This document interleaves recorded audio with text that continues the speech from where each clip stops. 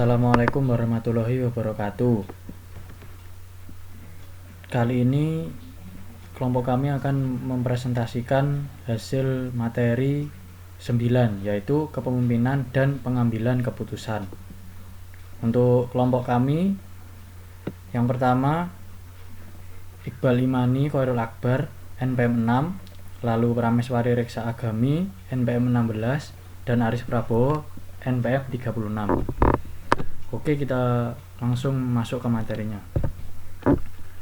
Leadership dan decision making. Nah, keputusan itu adalah suatu tindakan penentu suatu pendapat atau langkah-langkah tindakan. Nah, pada pengambilan keputusan itu, jika seorang pemimpin itu sering mengambil keputusan, itu menandakan dia itu kreatif dan produktif. Lalu dalam pengambilan keputusannya itu dia cepat, itu menandakan dia tegas, dan keputusannya itu tepat, itu menandakan pemimpin itu pintar, dan keputusannya itu besar, menandakan pemimpin itu sejati. Lalu tugas baru pemimpin. Nah, peran baru dari pemimpin itu adalah pemimpin sebagai perancang, guru, dan penolong. Jadi pemimpin itu sebagai perancang, jadi otak dari organisasi itu ada di pemimpin. Lalu dia dapat juga dikatakan sebagai guru, jadi sebagai guru bagi anggota-anggotanya dan penolong bagi anggota-anggotanya. Lalu keterampilan baru itu memunculkan mental model, membangun visi bersama, berperan dalam belajar dan berpikir sistematik. Lalu sinergi dalam pengambilan keputusan. Yang pertama, memerlukan partisipasi hubungan interpersonal dan proses yang rasional. Lalu proses hubungan interpersonal itu termasuk keahlian yang digunakan saat bekerja sama. Lalu mendengar terhadap suara pihak lain. Selanjutnya, mendukung upaya untuk melakukan secara baik. Lalu jika perlu, berbeda dengan pihak lain selama hal tersebut konstruktif. Dan yang terakhir, partisipasi yang adil dalam diskusi. Lalu yang selanjutnya, proses yang rasional itu dia menandakan menganalisis situasi dengan cepat. Jadi proses yang rasional itu seorang pemimpin harus menganalisa situasi secara tepat supaya nanti dapat bersinergi dalam pengambilan keputusannya. Lalu mengidentifikasi tujuan, memilih alternatif strategi, dan memperhitungkan konsekuensi hal yang tidak sesuai. Untuk selanjutnya, proses pengambilan keputusan.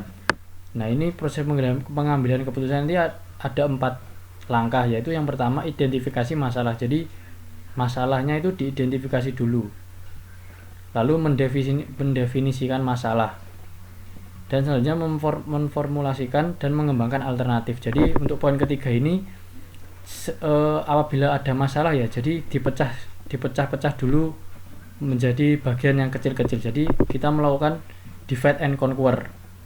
Itu maksud dari memformulasikan dan mengembangkan alternatif, supaya nanti dengan kita pecah kecil-kecil masalah itu nanti kita dapat mudah untuk menyelesaikannya secara teliti dan baik nanti untuk pengambilan keputusannya. Lalu yang keempat, implementasi keputusan. Jadi dari poin ketiga tadi, setelah kita pecah kecil-kecil masalahnya, lalu kita selesaikan secara baik.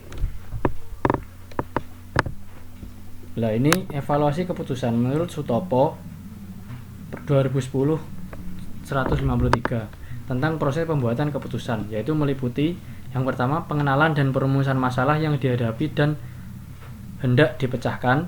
Yang kedua, pengumpulan data pendahuluan. Yang ketiga, penetapan kebijaksanaan umum pemecahan masalah. Yang keempat, perkiraan serta telaahan staf atau pengembang alternatif, penilaian atas setiap alternatif, pembandingan antar konsekuensi, pemilihan alternatif yang dampaknya terbaik, dan analisis cara bertindak yang berlawanan. Lalu yang kelima, pengajuan suara. Yang keenam, pertimbangan atas saran. Yang ketujuh, pemilihan atas saran. Lalu yang kedelapan, implementasi keputusan. Nah, selanjutnya adalah jenis-jenis pengambilan keputusan. Nah, selain proses pengambilan keputusan terdapat pula jenis pengambilan keputusan. Nah, menurut riset tentang jenis pengambilan keputusan telah mengidentifikasi 4 pendekatan gaya individual yang berbeda. Ini menurut Rifai tahun 2004. Nah, yaitu yang pertama ada analitis, konseptual, direktif, dan behavioral. Nah, ini untuk penjelasannya, yaitu ya direktif itu pemimpin untuk pengambilan keputusan itu cenderung memiliki toleransi yang rendah dan mencari rasionalitas. Nah, hal ini berdampak pada efisiensi pengambilan keputusan secara cepat dan berorientasi jangka pendek. Jadi untuk jenis pengambilan keputusan secara direktif ini nanti efisiennya dalam pengambilan keputusan secara cepat dan berorientasi jangka pendek. Jadi nanti jangkanya pendek orientasinya, tetapi pengambilan keputusannya ini secara cepat gitu, tidak lama-lama. Lalu untuk yang analitik ini berciri-ciri toleransinya tinggi dan mencari rasionalitas. Nah, ini pengambilan keputusan yang cermat dan mampu menyesuaikan diri dengan situasi baru. Jadi yang analitik ini dia lebih ke menganalisa dulu untuk pengambilan keputusannya, sehingga pengambilan keputusannya itu cermat dan mampu menyesuaikan diri dengan situasi yang baru. Lalu untuk konseptual, toleransi tinggi dan intuitif.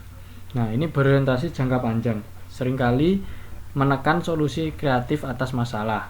Lalu behavioral, toleransi rendah dan intuitif. Ini mencoba menghindari konflik dan mengupayakan penerimaan. Jadi yang behavioral ini lebih cenderung ke mengalah. Jadi supaya menghindari konflik dan mengupayakan penerimaan. Ya, terima kasih, sekian presentasi dari kelompok kami. Kurang lebihnya mohon maaf. Wassalamualaikum warahmatullahi wabarakatuh.